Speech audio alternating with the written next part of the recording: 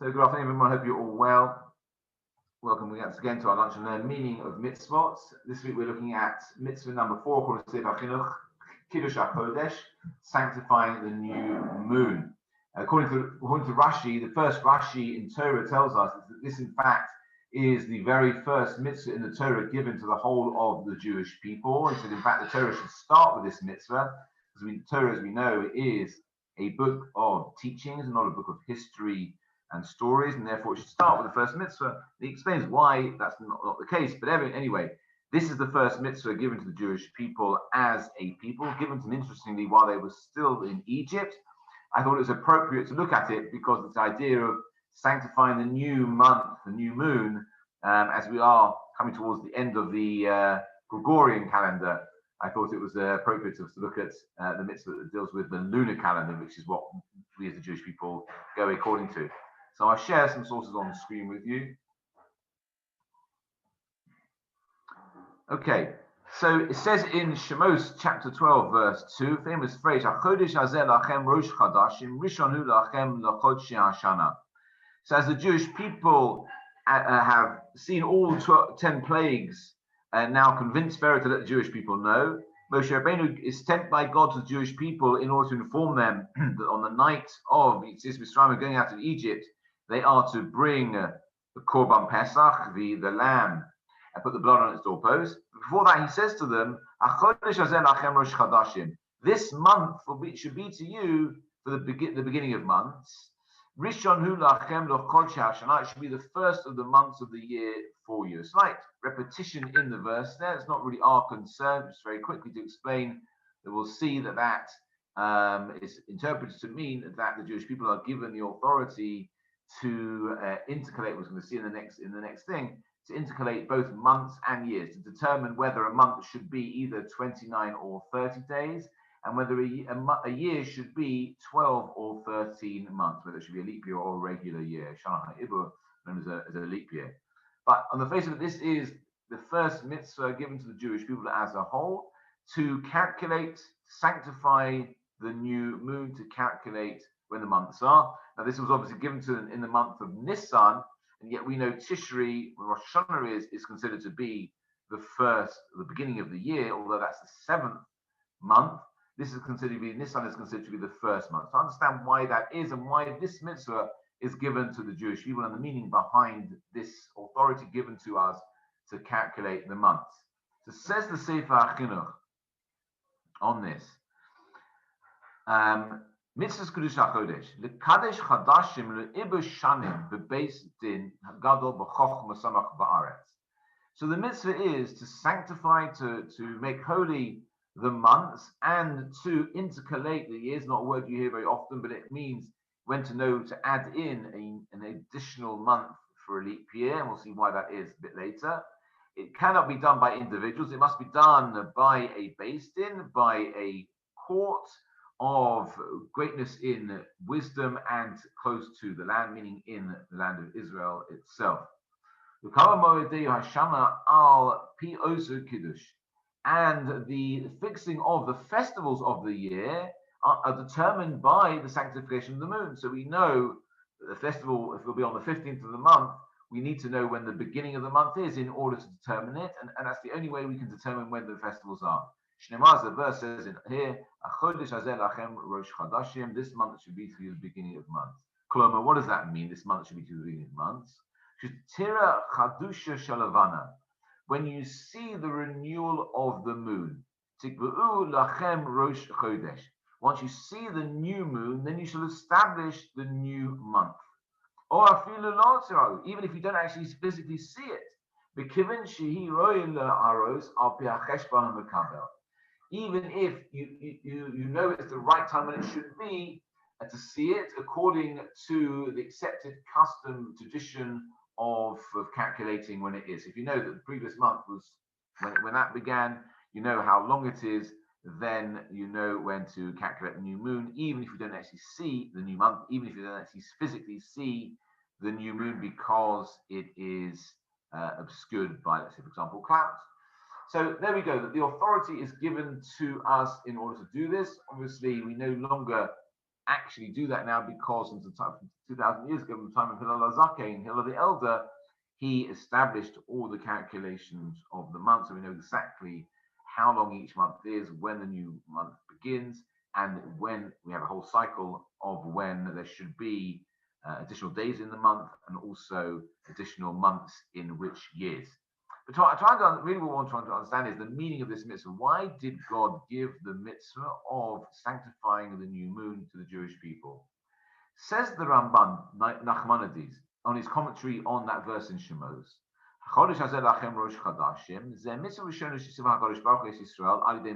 This, as we said, is the first mitzvah that God commanded, instructed Moshe to give to the Jewish people.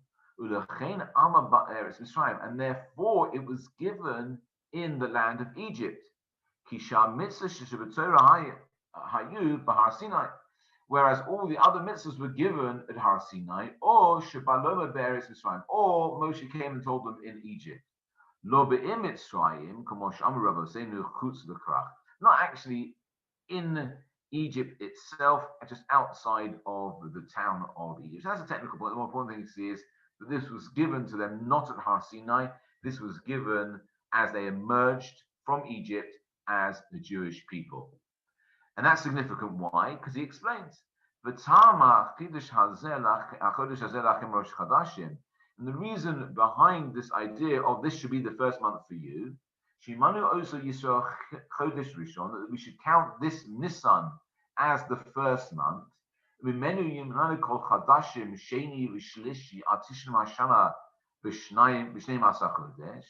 that we should continue to count all the months from this, the second month, the third month, until we complete the 12 months of the year.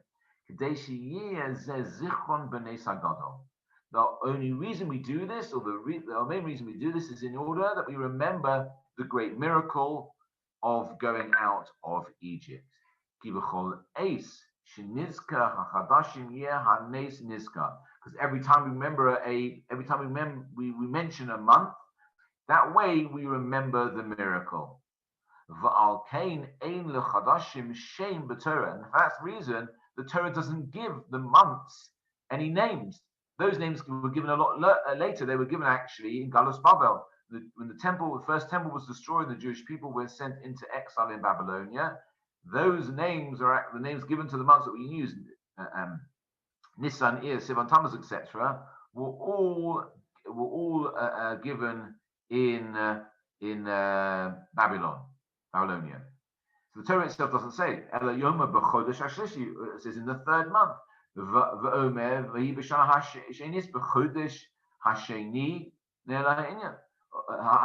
for example, it says in the second year, in the second month, the cloud lifted. Or for example, talking about Rosh Hashanah, it says in the seventh month, on the first of the month, similarly with all of them. So interestingly, as we'll see, like with Shabbos, we don't actually give names to the weeks like we have in English, Monday, Tuesday, Wednesday. We talk about days that we number each day. Similarly, with the months, the Torah itself doesn't give the months names, because we count as if we're counting from the very first month, the month of Nisan, the month of the miracle of the going out of Egypt. And so by so doing, we remember the miracle. And he goes on to say, as we said, similarly,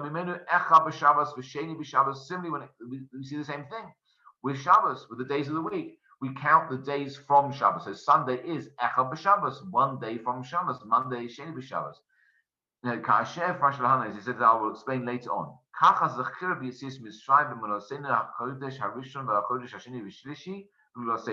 Similarly, with the counting of the months as a remembrance of the going out of Egypt, we count the months, the first month, the second month, third month, from our redemption. Because the count isn't from the year, so although we count years from the month of Tishri, from Rosh Hashanah, as we talk about the festival of Sukkot being at Tkufa Hashanah, being at the ingathering of the year, Kutsiv, the Seis Hashanah, going out of the year, In Kenshinika Chodesh Nisan Rishon Tishri Shvi, Tanun Rishon Negula V'Shvi Elea V'Zois Tam Rishon Ulachem.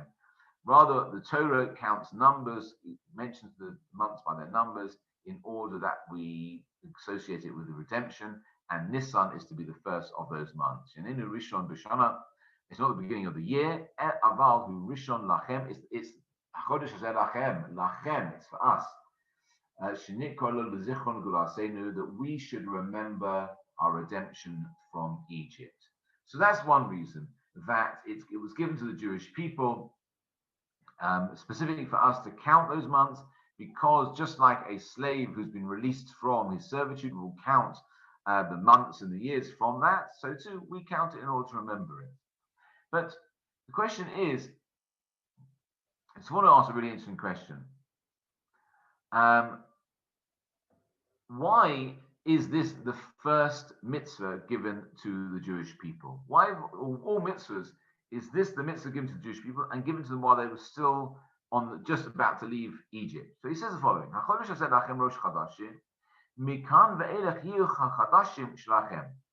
So this one looks at it in a beautiful way. He says, when the Torah says this shall be for the first month for you, and from now on the month should be for you. This is your very first month of your own. La'asos bahem kisonachem. To do with it as you want. Aval b'mei hashibud lo hayu meichem shalachem. Because in contrast, while you were in slavery, your days were on your own. A slave doesn't get to decide what they do with their time and what their days. It's irrelevant. They do exactly what their master tells them. A slave serves others and does their will, not their own. And therefore God was saying, this month will now be for you the first month, the very first month,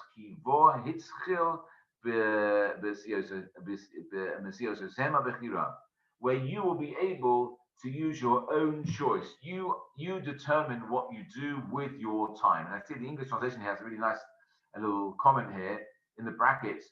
You have my authority to organize your own calendar. So God is giving us permission. Part of the being freed from Egypt was being given permission or authority by God to organize our own time, to be masters over our own time. And he says here, freedom is the retirement from the rat race. It means being able to formulate one's own timetable. To be not to have others determine what you do when you do it. The true definition of freedom is being able to determine what you do with your time and when you do it. And therefore, this month marks the very beginning of that transition from being under the determination of others to being self-determined. So that's a really beautiful idea. So we go back to the Sefer HaChinuch. He says, at the root of this mitzvah, he says the whole purpose of being given the authority to calculate the months is in order that the Jewish people should establish them festivals in their right time. So for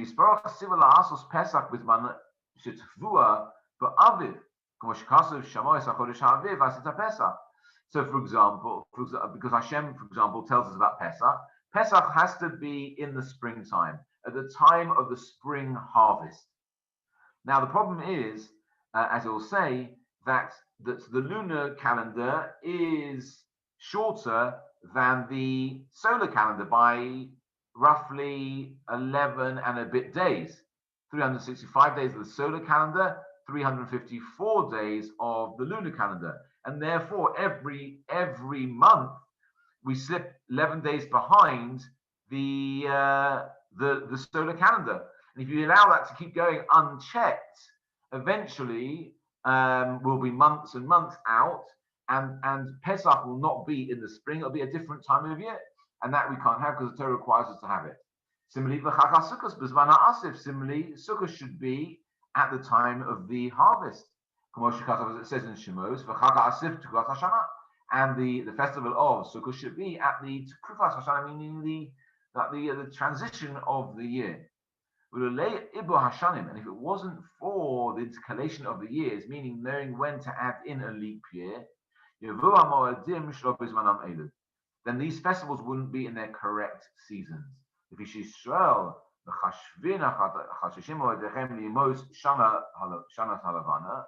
Because the Jewish people calculate the months and their festivals according to the moon.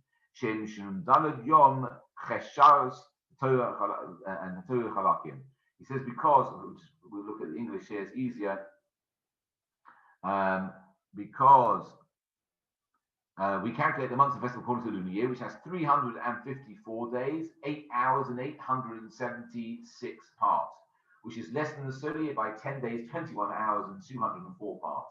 Mnemonic is 10, 20 hours, that's what that total is. Due to the ripening of the produce and fruit from the power of the sun, it turns out that but for the intercalation, if it wasn't for us adding in leap years at appropriate intervals, by which we align the lunar and solar years, Pesach will not come out in spring, nor Sukkot at the time of the harvest. And this matter is to be fixed by the greatest sages of the generation, since it's a matter requiring great wisdom. And since it's also said from this calculation, one comes to know the agricultural happenings of the year, it's appropriate to give the task only to the great and pious people. That goes back to what we said right from the beginning, where the Sefer Chinuch said that although it says lachem for you, it means for those who have the wisdom in which to be able to calculate these sort of things. So that's the basis of it. Why the count of the months is given over to us, because the festivals have to be kept in the right seasons of the Torah, according to the Torah, and that is our responsibility to make sure that happens. Okay, let's look a bit more. One more source really we've got on the sheet, and I've got a midrash to share with you if we've got time. The Akedesh Yitzchak Harama was a 15th, 16th century Spanish Talmudic and halakhic writer. Gives a more philosophical explanation of this idea of this mitzvah of HaChodesh Hazeh Lachem Rosh Chodashim. He says the following: in order to reinforce our appreciation of the special providence that guides the fortunes of our people through all the miracles God has performed, he arranged a second new year for calculating months and festivals, and handed us the key to this as explained in chapter 37. Sorry, the introduction to this. He started off by saying that Shabbos is the day in the week which reminds us of God's omnipotence, His powerfulness in creating the world ex nihilo, from nothing. That's on a weekly basis. We remind ourselves of that. The next step is, in order to appreciate, not only did God create the world, that's what Shabbos is for, but to appreciate divine providence, the fact that God not only created the world, but is continuously involved in the running of the world. God instituted a second new year for calculating months and festivals, and handed us the key to that. That is what our sages had in mind. Had in mind when they instituted Kiddush, the sanctification of Shabbos. So through Shabbos, we say, when we say Kiddush on Shabbos, we say a memorial to the creation of the world. Zeicher Lamase Bereshis. We remember Shabbos is to remind us about the creation of the world, but then we also go on and say, we follow it by reciting the first of the holy convocations, Zeicher L'Tzias Mitzrayim, a memorial to the exodus from Egypt. Now, what has Shabbos got to do with going out of Egypt? So Shabbos, we said, is to remind us that God created the world. What has it got to do with going out of Egypt? So the Akedah explains the reason that these two remembrances could not be combined into one single phrase is that Shabbos reminds us of Chidush HaOlam, the creation of the world ex nihilo, from nothing, which is the foundation that all the Moadim, all the festivals have to be based on. These Moadim testify to the complete freedom with which God conducts history.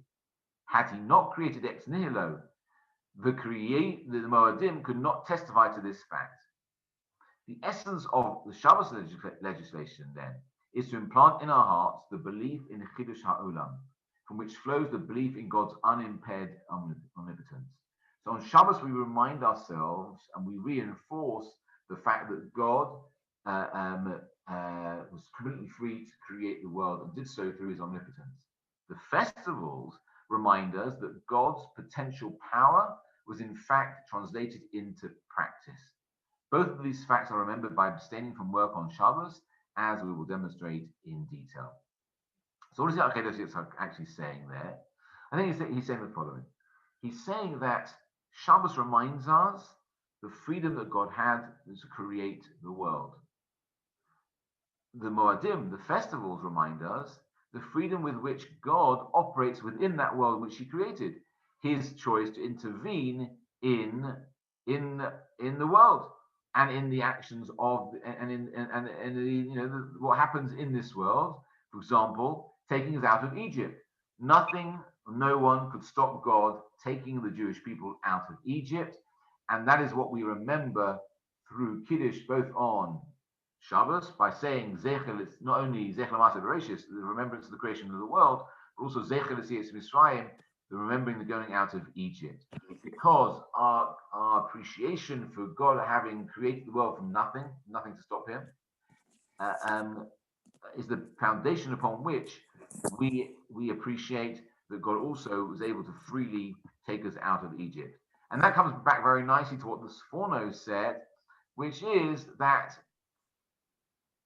Nisan, the very first mitzvah given to us to establish the months, given to us in Nisan, is because we at that point we were free in order to determine what we do with our time. And in this way, we are combining that with the Akedah Yitzchak, we are becoming, by able to determine when the festivals are through determining when the new months are, mirrors God's freedom to create the world and to be involved in the running of the world, to the freedom that we now enjoy, having been redeemed and taken out of Egypt. So this very first mitzvah has within it the idea, the meaning of it is that we acknowledge and we remind ourselves on a monthly basis that we are free individuals, that just as God has free will, can freely determine to create the world and to be involved in the running of the world, we share that when the Torah tells us that Selem Elokim bara, but that God created us in his image. What does that mean, the commentators say? That God created us in his image, meaning that just as God is free to determine what he does, so too we are also free to determine what we do.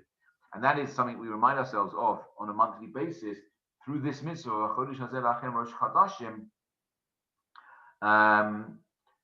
knowing that God gave to us the authority to establish the months. And the very first time that was given to us, the very first month, was in Nisan, as we were about to leave Egypt, at the very point of our national freedom. Okay, that's all the sheets I have. I have one more source to share with you. I wasn't sure if I had time to it. It's the Midrash that says something similar. So it says the Midrash. It's not on your sheets. I'll just read it, share it with you. Midrash says, this month shall be to you a new month. Amru Malachi Hasharis Ufnei Hashem. The administering angels said to God, Master of the universe, why or how do you establish the festivals? So he says to them, Ani v'atem maskim amar sheYisrael gomrim abrim es hashana. How do we establish the festivals? Meaning, because the question is this: the Torah calls them Moadei Hashem, the festivals of God. They're God's festivals. So surely God should establish when those festivals are. And in fact, he does, because the Torah tells us that Pesach should be on the 15th of Nisan, Sukkot on the 15th of Tishri. God tells us when those festivals should be. So surely it should be God who establishes when they should be and how we make sure that happens. However, says God to the angels, Ani va'atem maskim al ma sheYisrael gomrim abrim es hashana. God says to the angels, I and you will acknowledge and accept the way in which the Jewish people complete and intercalate the years. As the verse says in Tehillim, Ekral Elokim Elyon Kel Gomer Alai. God says, I will call Elokim above, Lekel Gomer Allah, the one who completes upon me, meaning acknowledging that God gave over to us the authority to do certain things, and having given us that authority, accepts how we do it, rightly or wrongly. Even if we make a mistake, that mistake is on us. And there's a whole Masechta of Gemara called Horius, in which deals with halachas relating to a beis din who makes mistakes. You know, we are all human. Even a beis din can make mistakes, but some of those mistakes are bigger than others. They have impact. You know, if we make a mistake, it might have an impact on us or a few people around us. But like politicians, the prime minister makes a mistake, it has an impact, can have an impact on the whole country. That's not a political statement, by the way. It's just an example. So simply a beis din makes a mistake, can have an impact on a large number of Jewish people. How do you go about rectifying that? That's a whole separate thing. But to acknowledge that once God gave the Torah to us, he acknowledges that we have the authority in how we do things, and to go with those mistakes. In fact, there's a famous Gemara in which there's a dispute over a certain item, whether it was tamei or tahor, whether it was impure or pure. And a majority of those who were discussing it, the Chachamim who were discussing it, said one thing, and only one individual voice said the opposite. And this person was a great tzaddik, and he said, I'll prove it to you. And certain miraculous things happened, which he said, that proves I'm right. He said, if I'm right, let the river flow backwards, and it did. If I'm right, let the walls of the base of Medrash tilt, and they did. All these things, he said, this proves that God is agreeing with me. However, the sages said to him, the Torah itself tells us, right at the end of the Devarim itself tells us, lo b'shamayim hi, that the Torah isn't in heaven. God himself acknowledges that. In fact, that Gemara ends off by saying, the recording, it says, God laughs and says, my children have defeated me, my children have defeated me. Meaning God acknowledges that once the Torah is given over to human beings, God doesn't interfere in how we interpret it and how we make decisions based on the principles set out in it. We have to clear up our own mess. Yes, we'll ultimately be held accountable, but once God has given us the authority and permission to do certain things, then we don't rely on miracles in order to determine whether we're doing the right thing or not. We have principles, for example, the majority. If the majority say one thing amongst those who are equals in knowledge, then we follow that majority decision. So here also, God is telling the angels a similar sort of thing. The very first mitzvah I've given to the Jewish people is that you are in control of your own time. You will determine, based on witnessing the new moon, you will sanctify it, and that will allow you to calculate when the festivals are. Even though they are Moed Hashem, even though they are God's festivals, he says, Atem bein bizmanam, bein shel bizmanam. God says whether they're in the right time or not the right time. Even though I want them to be the right time, they're not my festivals anymore, they're your festivals. Because once I gave them to you in the Torah, they are up to you to decide. So God says to Jewish people, when it actually happens in cinema, it says this person to him, God made the moon for the festivals.